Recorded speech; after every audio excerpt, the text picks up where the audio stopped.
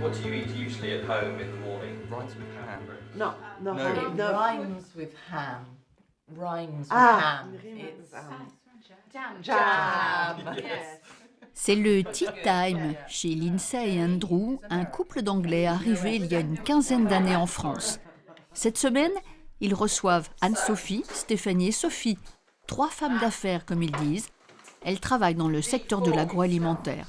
Pendant 5 jours, du lundi au vendredi, elles vont vivre ici en immersion totale.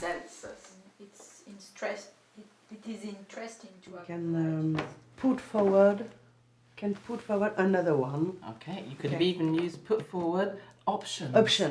Ici, il y a un mot d'ordre. Pas un mot de français ne doit résonner dans la maison pendant une semaine. So we've got. Est-ce que vous pensez en anglais? Vous rêvez en anglais? Eh bien oui, c'est ce qu'on se disait ce matin au petit déjeuner, c'est que justement on a toutes les trois pensé ou rêvé un peu en anglais, ou au matin on était dans nos pensées plutôt en anglais, donc d'où le côté immersion, je pense qu'il fonctionne vraiment bien. Chacune des stagiaires a eu recours au compte personnel de formation. C'est donc de l'intensif du matin au soir. Andrew, lui, s'active pour préparer le repas. Pas question de manger un sandwich le midi, comme les Anglais. On ne plaisante pas avec les repas en France, d'autant que là encore, cela va être une belle occasion de parler anglais. Au menu du jour, une déclinaison de spécialités grecques. On essaie toujours de faire une variété de repas et intéressants, bien faits. Voilà. C'est aussi, ça provoque les questions. Parce que normalement, le vocabulaire en anglais, ils ne connaissaient pas. Voilà. Ces 3 stagiaires se retrouvent ensemble car leur niveau d'anglais est homogène. C'est une question de pratique qui me manque, la nécessité vraiment d'avoir un niveau, d'avoir un bon niveau.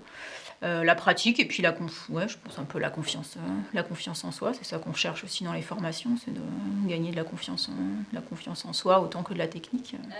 Number 6, Stephanie. Depuis 10 ans, Lindsay et son mari proposent cette formule.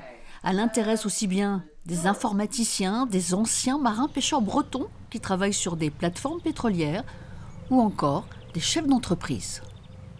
Ici, c'est vraiment vraiment du 100% anglais, très concentré. C'est même plus intensif qu'en Angleterre, quoi. Oui, je crois. Et je crois que c'est très important pour eux. C'est un défi. C'est un peu ça. Quelquefois, on a des gens qui arrivent le lundi matin. Oh, ils sont très angoissés. Est-ce que je peux se tenir jusqu'à la fin de la semaine? Et c'est un peu psychologue, mais il faut que nous les prenions en main et dire voilà. Ça va aller, on va s'amuser, on va apprendre, mais cool. Justement, il y a beaucoup de personnes qui sont bloquées, complexées. Ça arrive souvent? Oui, souvent. Je comprends, c'est normal, c'est toujours, on commence avec on apprend un langage en écoutant. Voilà, on écoute, on lit. La production d'un langage, c'est plus difficile et c'est quelquefois très difficile parce que, imaginez un homme d'affaires, il arrive à 45 ans, son entreprise est achetée par les Américains, tout le monde immédiatement, il faut que tout le monde parle anglais. Waouh, à 45 ans, les années de scolaire sont loin derrière lui et quelquefois il arrive assez angoissé parce qu'il faut augmenter le niveau rapidement pour rester dans son job.